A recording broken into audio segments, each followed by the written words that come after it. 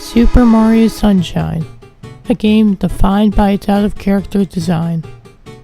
I don't think anyone can argue that this is probably the most unique 3D Mario game there is. Now, your opinion on it? Well, that's up to interpretation. Flood, Mario's companion throughout the game, allows Mario to have a unique way to traverse levels like never before. Instead of before where if a player were to fall off a platform, they would die, Flood would allow the player to recover. Well, for the most part. Anyways, Flood is meant to assist the player if one were to fall a bit short on a jump.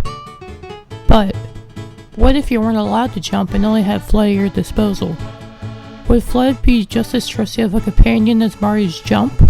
Or would it fall flat? What are the minimum amount of jumps required to beat Super Mario Sunshine? Super Mario Sunshine! Woohoo! The rules are as follows. Mario is not allowed to jump at any given time, except if he has no other option. He's allowed to use Flood as that doesn't count as a jump. The only thing that counts as a jump in this challenge is a simple press the A button. Mario is allowed to perform wall jumps as that technically isn't a jump, more just Mario pushing himself off a wall. Also, Mario is able to perform a belly hop, I don't know what else to call it, by diving and then pressing A, allowing Mario to push himself off the ground, letting him gain a little bit of height. When Flood isn't present, this will be our main form of traversal. The final thing to note is to beat the game, you have to get the 7 shine in each world to unlock the final stage, Corona Mountain. Now with all that out of the way, let's get to it. Mario starts off on Delfino airstrip, where he meets up with Flood for the very first time. After the tutorial, Mario has to defeat a polluted piranha plant by spraying water into its mouth. After 3 times, our first shine spawns. After Mario gets released from jail, yes jail, he sets off turning the corner to go and defeat another polluted piranha plant. This will probably be a reoccurring theme. Once the plant is defeated, our first look at Shadow Mario will happen, but we'll have to chase him down, which isn't very hard. This will also be a reoccurring theme, more so than the polluted piranha plants. Shadow Mario will then open up the way to our first world, Bianco Hills.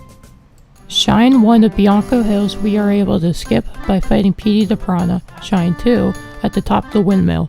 By using a skeeter and a couple of hovers, Mario is able to make his way to the top and fight Petey. The fight with Petey isn't very hard and we are able to collect our second shine. Shine 3 is our first secret level. This level does not treat us very well.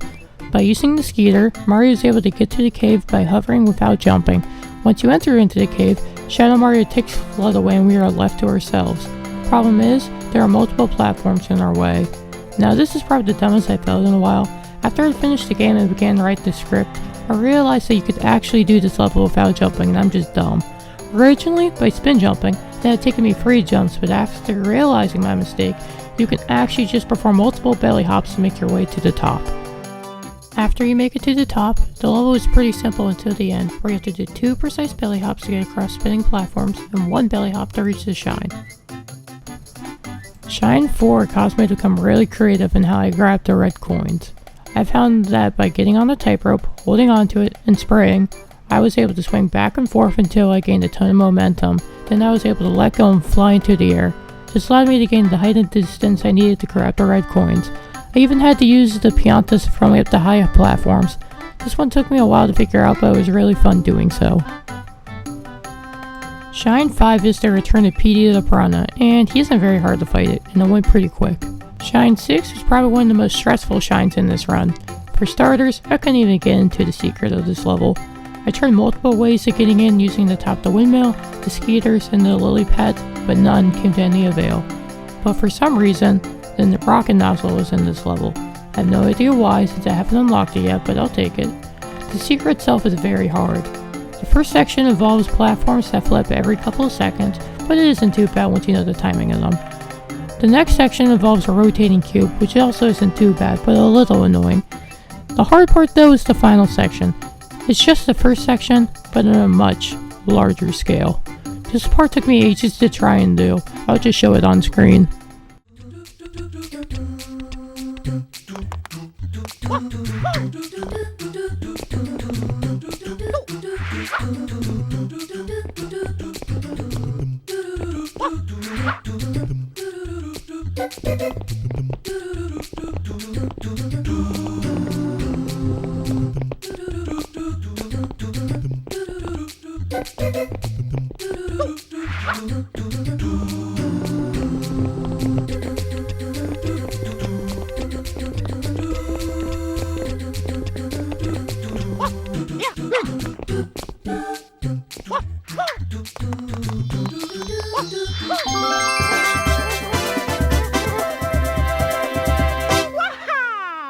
is rough, but definitely not undoable. Shine 7 is a Shadow Mario chase, and it's also pretty easy. After Bianco Hills, I headed over to the left to face another polluted piranha plant. After defeating it, the entrance to Ricco Harbor was opened up. Shine 1 of Ricco Harbor was the Cooper blooper fight, and it was pretty simple. Shine 2 was the Squid Sewer Race. I thought this one might be slightly problematic, but it turned out just fine. Shine 3 took me a while to figure out. I originally tried climbing to the top of the tower, but of course that didn't work.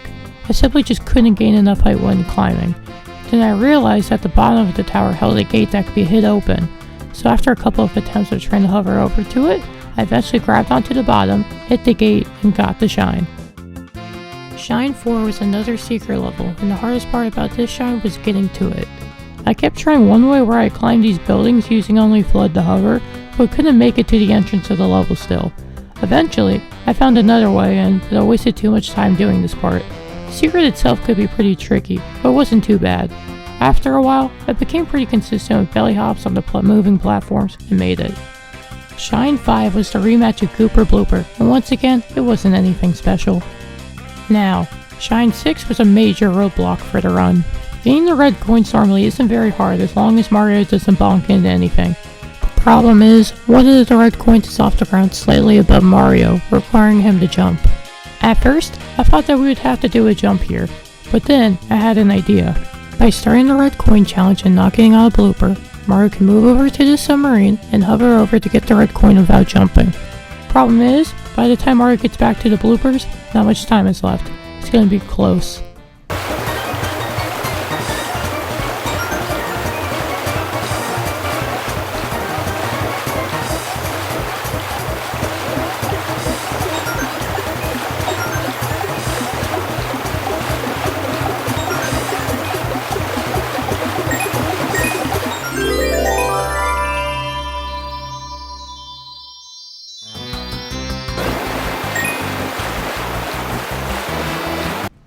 I finished with almost no time on the clock and I was pretty excited until...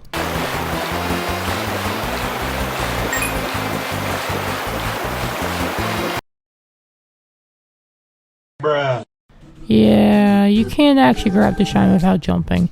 The platform where the shine spawns is slightly off the ground, with no way for the blooper to get on it without jumping. So sadly, we have to use our first jump of this run. But 1 to 4 is still really good and we still got the whole game ahead of us. So let's see how the rest plays out. Of course, Shine 7 is just another Shadow Mario chase, so Ricco Harbor is done. After Ricco, Mario heads over to fight, get this, another polluted piranha plant. Once defeated, it unlocks the passageway to Gelato Beach. Now, I made another mistake. Originally, it took me 4 jumps to do Gelato Beach, all 4 of which came from the first shine.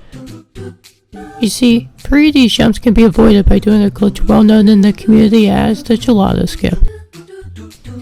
This skip allows you to skip all of Gelato Beach by doing 1 clip. I originally didn't think of this since it isn't exactly the most obvious thing to do and finished the run without it. Again, after writing the script, I realized this and went to record myself doing it. Of course though, this trick is fairly difficult. It requires the fruit to help you clip it to this cabana to grab the 8th shine, skipping everything in Gelato. The 1 jump comes from spin jumping on top of the cabana with the fruit. It took a long time for me to get this.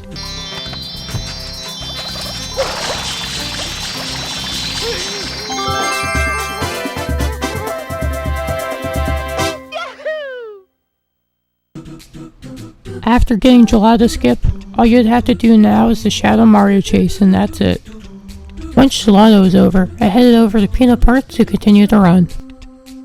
Peanut Park's first 4 shines were all incredibly easy. Shine 1 was just Mecha Bowser, Shine 2 was an extremely easy secret level, Shine 3 was a red coin hunt, and Shine 4 was to save the wilted flowers from the turtle creature things. Ooh. Shine 5 wasn't hard either, just a bit more interesting. When first doing this one, I knew there was going to be no possible way for me to be able to climb the backside of the Ferris wheel without jumping. So instead, I tried hovering through the Ferris wheel and the game just let me. So I was already at the top when I was able to take down the turtle and get the shine. Shine 6 was pretty hard though. It was another secret level, meaning it was going to be rough. The whole secret level is hard to do since the platforms move constantly, and our only form of getting from platform to platform is by belly hopping. This was pretty precise, but I got through. The worst part though is near the end. You get to this part here and have no way to get up without jumping. The best case scenario I have is to spin jump here to avoid having to do more than one jump. Then once I got to the shine, I had to get a bit creative with how I grabbed it due to the limited space. Then, of course, Shine 7 was Shadow Mario. Up next, I went to Noki Bay, and I was really scared of this one. You see, Noki Bay is a nightmare without jumping due to how vertical the stage is. It's just super tedious to get anywhere without jumping. So, Noki Bay's first shine is to go defeat the mole at the top. When trying to climb this level, I ran into an issue. I couldn't reach this platform no matter how hard I tried. So instead, I went the opposite direction and got crazy.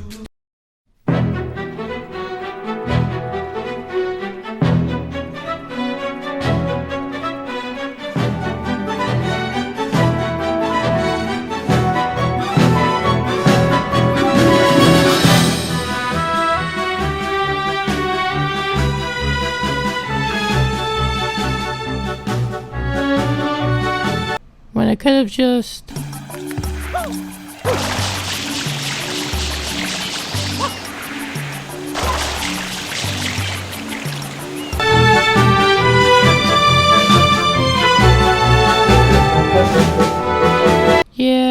let's not talk about that. Now what I can say is, to be able to reach the mole, you have to perform a tight jump by spraying water, then sliding to gain extra speed to make it. Eventually, I made it to the mole, and we never have to speak at this level again. Please. Shine 2 was also an interesting one. You're supposed to fight Gooper Blooper again in this shine, and he's up in a hard place to get to. Taking the normal route to the shine this time would have cost me 2 to 3 jumps, but I knew a different way. By doing a simple glitch called Spring Clip, I was easily able to clip into this wall and get to shine without fighting Gooper Blooper. Shines 3, 4, and 5 were all easy to do, but Shine 6 was the opposite. Shine 6 is of course a secret level, and right out the gate it requires you to jump. There's no way past this one since Mario spawns into a box. Then, shortly afterwards, I have to do a jump up onto here. I tried doing a wall jump here, but sadly didn't get me nearly high enough. Continuing forward, I had to do 3 jumps in this segment. I couldn't get a wall jump, and even a belly hop couldn't even get me high enough. Even past that though, one more jump is needed to get to the shine. A belly hop doesn't make it up to the final platform, and most of the time, I just glide through trying to do a belly hop. In total, that's 6 jumps in this one level, bringing her in total up to 9. Still a solid number, but that level changed a lot. You know this one's possible. After Noki Bay, I ran into an unexpected issue. To get into Serena Beach, you have to get Yoshi to open up the pipe, which has a giant pineapple clogging the way. The way to get Yoshi is by chasing after Shadow Mario and spraying him down. Once he's done, he hands over the Yoshi egg. The problem is, on the ground, Yoshi can't gain height without jumping. So, to be able to do this, you have to make Shadow Mario drop the Yoshi egg right next to the pipe, which requires really precise timing. Otherwise, it requires Yoshi to jump to eat the pineapple. That's only the first part though. The second part is getting Yoshi a banana to wake up. Getting a fruit up there actually seemed impossible, as I couldn't throw a fruit up there onto this bouncy platform. But I got this really lucky bounce that moved the banana up onto this higher bouncy platform. Then, I was able to grab onto this ledge, grab onto the banana, move back down to the other bouncy platform, and bounce up onto the rooftop from there. After that, I was able to throw the banana as I needed to be able to finally give the banana to Yoshi. Shine 1 of Serena Beach is pretty easy, but Shine 2, however, was very hard. At the beginning, to be able to make it to the top block here, you have to perform a triple bounce off of the stews below. Do a belly hop onto them, and then on the third bounce, you should barely be high enough for Mario to grab the ledge. Another part of this level to note is the wall of blocks here. Originally, it took me 5 jumps to clear this section because normally, this let you wall jump after hitting a block. However, I managed to get lucky with how I ended up hitting these blocks, and at one point, only took 3 due to some very precise wall jumps. This next part though, is the most tricky. It's a section of sound blocks again, this time much longer and more precise. I spent well over an hour on this part here and I just couldn't make it. Then, I saw something. Down below, there was an open area where if Mario were to land, would skip the part I was having trouble on. So I made the crazy dive down below and continued to the last section. Sadly though, this last part took one jump. By going around the edges of these sand blocks, I was able to get to the other side. Problem is, I couldn't get across with a dive and there was no room for a belly hop, so I did one jump and got the shine. Solo took 4 jumps and I was bringing her a total to 13. The run only gets better from here though. Shine Fury was a weird one. You see, normally to get the shine, Mario has to go around the hotel rooms and use the air ducts to reach the shine. Pretty cool concept, but that doesn't mean it helps our case. I found that it takes one jump at the very least to get this shine, since Yoshi has to jump to get onto the bed here. So, to make sure I didn't have to jump again, I did a glitch called Banana Clip. This was a pretty easy clip that allowed me to get the shine within a minute, and only cost one jump. After that though, shines 4, 5, 6, and of course 7 are all possible. Now after all that, we get the rocket nozzle from Shadow Mario and head up to our last world, Pianta Village. Shines 1 and 2 are both a breeze to get through. Shine 1 you have to cool down the chain chomplets by getting them into water, and 2 has you respawn Tissimo again. Shine 3 is probably the oddest shine in the game though. You spawn into the level without FLUDD and are tasked with retrieving him and getting the shine atop the golden mushroom. Problem is, all of Pianta Village is covered with fiery goop. I found that if I made my way along this edge, climbing this tree, and went to the edge of this leaf, and belly hopped towards FLUDD, I gained a ton of speed and I'm able to make it to this platform here just barely. Any lower and it requires jumping to climb. This took a while to get but was well worth it. After doing a belly hop up the FLUDD, I headed back to the tree I dove from and hovered over to the top of the golden mushroom, requiring 0 jumps. I also had this moment where I got stuck in this infinite bonk. Shine 4 was an easy one, but Shine 5 was not. Shine 5 needs Yoshi to open up the passageway to the secret level underneath Pianta Village. The thing is, the only way to get there with Yoshi is by jumping on the mushrooms below. So, instead of doing that, I'm going to have to do a glitch called Yoshi Skip. Yoshi Skip is a clip that allows Mario to clip through the wall of the secret entrance, allowing me not to use Yoshi. The thing is, this is a really hard clip, though I eventually got it. The secret itself is possible to do, but it had this very precise shine grab here that was really hard to do. After that, Shine 6 was easy and Shine 7 was Shadow Mario. After all of that, Shadow Mario floods Delfino Plaza and we head into the final area, Corona Mountain. So I entered the final stage. I got past the spikes, the boat ride, and I rocketed up to Bowser. I ground pounded each of the 5 pillars, and it is over. To beat Super Mario Sunshine, it requires only 14 jumps. The fact that only 3 jumps were used in areas outside of the secret levels is great. I'd highly recommend this challenge run to anyone that has tense moments and a good amount of challenge but never feels impossible. Could then maybe 2 jumps somewhere could be shaved off, but who knows. Anyways, thanks for watching, and I'll see you later.